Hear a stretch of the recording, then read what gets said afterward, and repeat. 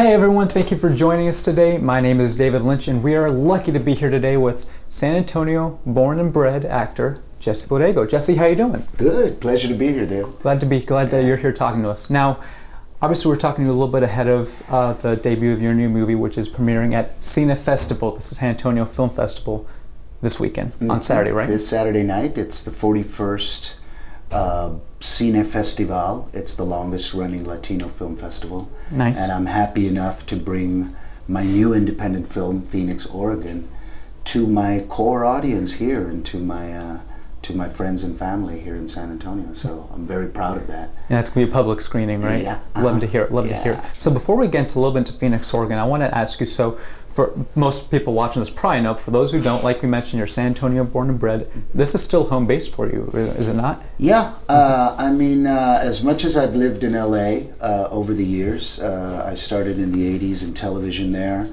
and then my film and acting career is based out of the two coasts, New York and LA. But San Antonio has always been home, and it's, for me, not only culturally, but also in terms of the impact that I can have on the future generations. It's been rooted here in San Antonio. I have a nonprofit that I started with my brother, James Borrego, who's a producer at UTSA, but also the new film teacher at SAC. We started a nonprofit called Cine Studio San Antonio, which kind of formalizes all the things that I do here in San Antonio in terms of being involved with the independent film scene, but also, I think, again, addressing the future generations and the future Jesse Borregos and where they're going to come from and what are their opportunities, who are their mentors. And so I think being here in San Antonio, I've been able to do that because that's what I felt as a young artist. I felt that there were very few resources for young Latino kids wanting to get into the industry and wanting to make a career out of performance or the media arts. And so I wanted to kind of give that back with my career, and that's one of the reasons I spent so much time in San Antonio. That's great. And then the music and the culture. Of course. You know, the food. Of course. It's a unique caliber and blend of it here, right? Yeah. And kind of speaking of getting young Latino filmmakers and artists into the industry, you yourself, I believe you were you still at the University of Incarnate Word when you got your breakout on Fame, or were you studying No, in actually California? I had left Incarnate Word and I had gotten into an acting program at California Institute of the Arts, Cal Arts. And that's where I was when the open audition for Fame happened. That's awesome. Fame was a very popular television show in the 80s about a school of performing arts. And it was also based on that Alan Parker film from '79, Fame. And so it had become a kind of a major Emmy Award-winning show. And it was the first American Idol type of audition of its time, and I was able to, as a young performance student in California, be able to come off the streets and audition and get a part. So it was me, Janet Jackson, and Nia Peoples were the new kids that year in high school.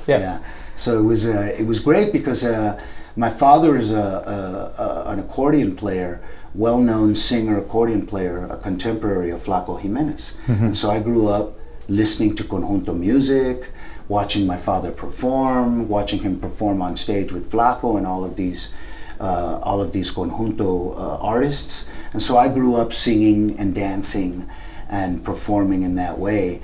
And so it was easy for me to get on a show like Fame, where you kind of had to be a triple threat. And sing, dance, and act. And so it was perfect for an actor like me to start his career with. You know? Yeah, I'm sure people who watched it back when it was on air viewed you as a natural fit. You were on for basically a recurring role for the last couple seasons, then, which I think is pretty remarkable because that's your first credited role. Yeah, and usually an actor starts out and he does a guest star. An unnamed role. CSI, and then back to looking for work. Yeah, but that was, I call it film school. Yeah. Because at that time they still shot on 35 millimeter, and so for 3 years I was immersed in film making. And Debbie Allen had just started to direct. She was one of the producers, so not only was she acting, but she was also starting to direct and choreograph.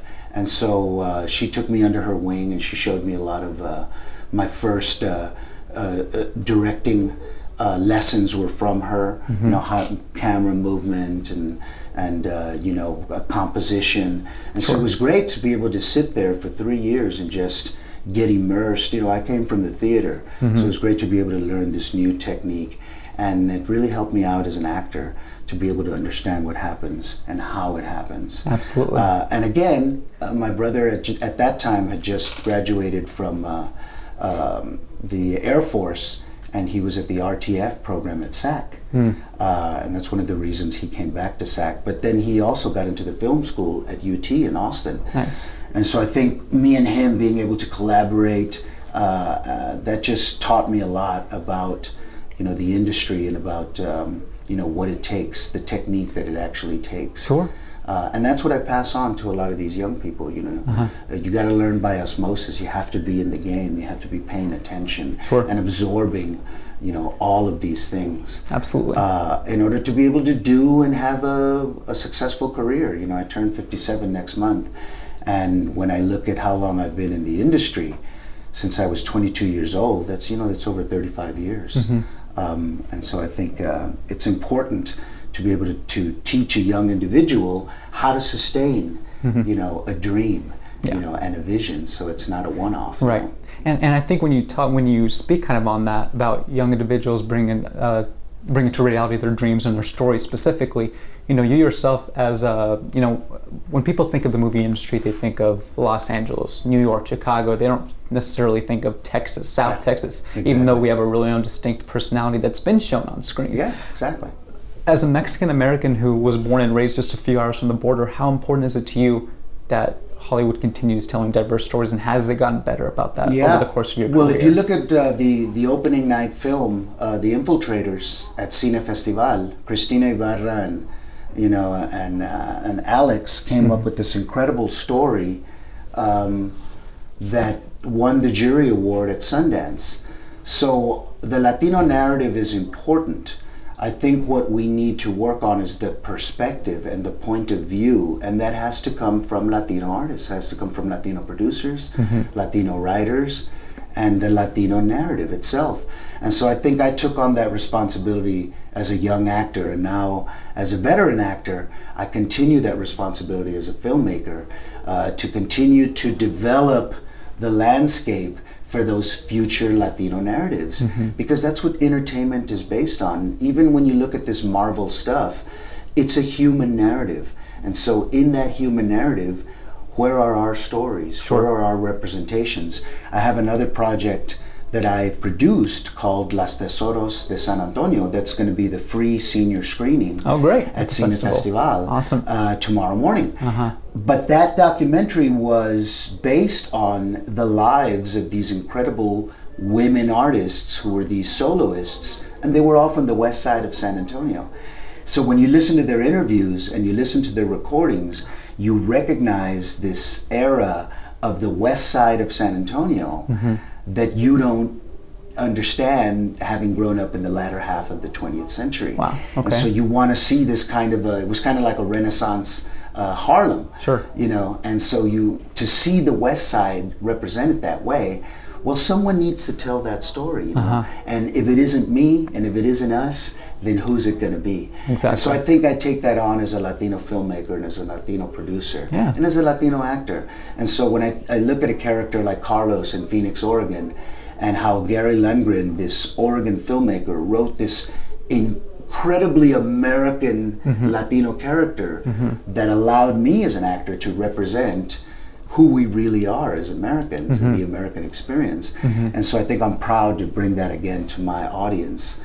And San Antonio is that core audience. They're my litmus. They're the ones I bring it to. And if they say, wow, this is a great piece, it's great to see you in something like this, then I know that I did my job, you know. And so I think that's why I continue to deal with the culture here in San Antonio, because like I said, the future is here, and if it's not me helping that future happen, then who's it going to be? And I know the community only appreciates the contributions that you've provided to San Antonio. Well, you know, I hope so, but you know, I don't do it for the appreciation, because the appreciation to me is when I see that young kid that as a youngster said, I want to be an actor, and I said, go to college.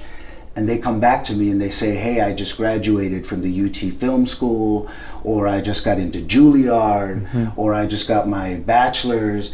Then I know that the energy is continuing. Right. And now when that filmmaker, I talk about the infiltrators, Cristina Ibarra was a young college student with my brother at the UT Film School. And one of the first things we did is I worked with them on their thesis films. And so this film called Painflower, that was a little film that we wound up producing with these young UT film students, Latino film students, in the Valley, way ahead of the Latino curve in the early 90s. And now she's winning Sundance Awards, at the Sundance Film Festival. And she's got this incredible film that's very relevant about these dreamers and about the issues now dealing with the border and immigration. Very relevant to what's happening now. So I feel that in some way, my participation with Christina back in the day as a young student allowed her to flourish and, 20 years later, come up with the next greatest Latino film, The Infiltrators. And right now the recognition kind of speaks for itself for the movie. So I kind of see the dots being connected. I kind of see the circle being closed. Same thing with my brother when he was in the Air Force and I got into acting.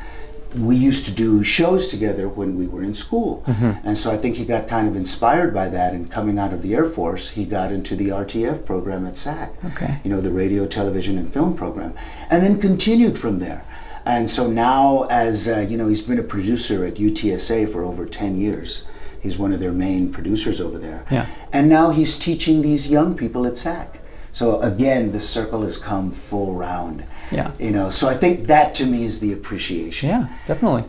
And so Tangible the awards, the awards are the awards, but when I'm able to showcase a film like Phoenix, Oregon, and bring it to my audience, as an independent film, then I think I've done what I've wanted to do. Definitely. And my audience, my family, my friends, my peers, they're really going to enjoy the character of Carlos in this film, my work. But they're going to enjoy the film, and they're going to understand that it's in this wonderful independent realm that I think truly is, the pathway for the Latino narrative. Definitely. And that's our freedom, to be able to talk about the things we really want to talk about. Exactly. So I think Fronteras en Focus, which is the theme of this year's CineFestival, 41st annual. And again, my participation in CineFestival has been since the 80s. So again, I've always tried to come back, bring it back, and how do we develop again that landscape that where our future is going to be built, where those visions can be fostered. And I think that's where the new the Latino superhero is going to come from. Yeah. That's where the answers to the immigration problem are going to come from, because we're going to explore the Latino experience and narrative, but from our perspective. One of my dreams is to tell the Texas San Antonio history, but from the San Antonio perspective. We talk about the Anglo perspective from the heroes who fought at the Alamo, that defines San Antonio, which I think is such a small part of what San Antonio is. We talk about the Mexican perspective, right, and the De La Peña diaries, but we don't talk about the San Antonio perspective. The mayor, the 16 families who were here and had to leave because they knew Santana was coming to burn their world. The citizens of San Antonio and what they had to deal with, having people on both sides of the battle. That's the Texas history we don't talk about, and that's been cut out of the history books. Right. Well, as a filmmaker, as a storyteller, as someone who loves San Antonio, I can tell that story. I have that unique perspective. So that's one of my dreams, to bring those stories, and then you'll see what the answers are to a lot of our problems, on the border, because we'll understand each other better as Americans and as people. So I think more than just entertainment, film really, explores the human condition. And I think that in terms of Latino projects, we need to be more in control of that. And so I think that's why I support independent film a lot. That's why I support festivals like CineFestival. And that's why I continue to support the cultural aspect in San Antonio, because I think that's where the new Scorseses, the new Rodriguezes, the new Del Toros are going to come from. Yeah, definitely. The new Ibarras, And I was going to ask, you've directed, you've dabbled in directing, you've acted on this big screen, small screen, on stage. And I was going to ask you what's on your bucket list as far as what you still want to do in your career, but it seems like you kind of just answered my question. You just want to continue to foster that community as much as you can, kind of doing. Well, one of the reasons we created CineStudio San Antonio was because we realized that there was a gap between where these kids would graduate. These, Harlandale, my high school in the South Side, has had a film school there for over 15 years. One of our good friends, George Ozuna, who was a filmmaker with my brother in the early years, George Ozuna started the film school there at Harlandale, and they've kept it up. And my nephew was part of the program back when he was in school there, and I've returned there to talk to the kids a lot.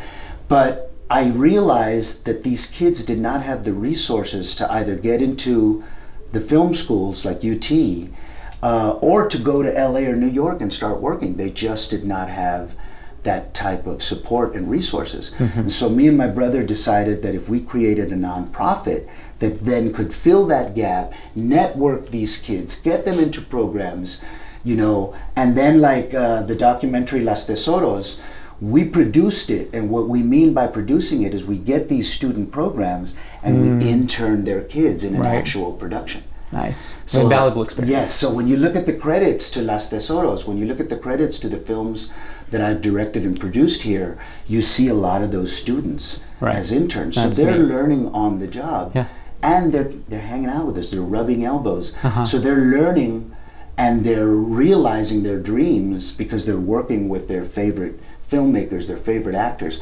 And so I think that type of proximity to excellence and to professionalism can only have great results, Definitely. So what we decided was to develop the workforce, and it's these young kids, these young students. So now you develop the workforce, and now you have the gaps that are filled, and now you have the future of filmmaking. So, we've had this nonprofit for a while. There's been other groups, especially in the high school realm, that are working with a lot of youth media programs. And now we see a lot of these kids, they're in college, and now they're graduating, and now they're doing what they want to do. And like I said, this is the type of project, and these are the types of works that I'm going to be involved in, either as a producer, as a director, as an actor. And so I'm setting the landscape for what I want the future to be. As a producer and as a writer, I think I want to develop projects like this San Antonio project, talk about the immigration and the border issue, deal with a lot of, the Emma Tenayuca story is an incredible San Antonio story that's never been told. The Gus Garcia story, an incredible lawyer who was one of the first Chicano lawyers to represent at the Supreme Court nationally. He was from San Antonio, and he fought for the rights of Mexican Americans back in the day. Those stories have to be told. Those are the films that we need developed. Absolutely. What is the next Chicano superhero, and where does he come from, and what is that story? I think it's rooted in the experience of what's happening now. Well, one of these young people that we've been developing, they're going to write that story, and if they happen to write a great role for me, then I've done my job. Exactly. So it's a constant give and take, I think, and I think giving is what's important, because the taking, I've had my accolades. I've been lucky enough to play real American characters, real true Latino American characters in American cinema. I've been lucky. There have been a lot of my peers that have had to play the same stereotypical character over and over and over. And which we still see.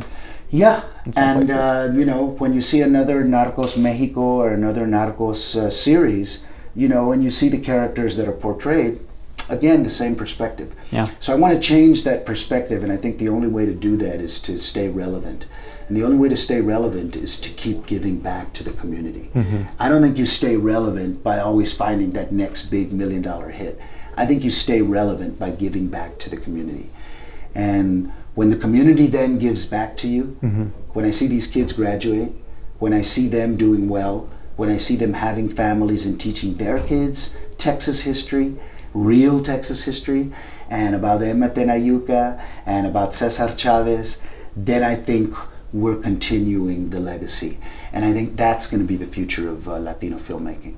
Well said. And so, you know, we'll talk when we do the 50th CineFestival. Absolutely. Just under 10 years. Yes. Great. And I've got my next new film in it, you know, hopefully produced by one of those students. Some student that I taught here in San Antonio. I love it. Yeah. Okay, Jesse, muchas gracias. Thank you for coming in today. Yes, and brother. for those who don't know, CineFestival, the 41st annual CineFestival, happens this weekend. And Phoenix, Oregon will be Texas there. Premiere will be on Saturday. Great. Come see it. James LeGros from Drugstore Cowboy, Lisa Edelstein from House, Diedrich Bader from American Housewife, and Drew Carey's show, Napoleon Dynamite. Yeah. It's a great cast. Awesome. And Jesse Borrego. But see, that was a fun thing about it, was when we were getting the cast together, they were all fans of my work. Yeah. So it was like a love fest. All of us were fans of each other's work. I love it, yeah. And again, that just shows to me that I haven't been working in a bubble. That my work has gone above and beyond. Permeated in the different spheres. Yeah. So, nice. Yeah. Okay, Jesse, thank you very much. Thanks for coming in. You too, brother.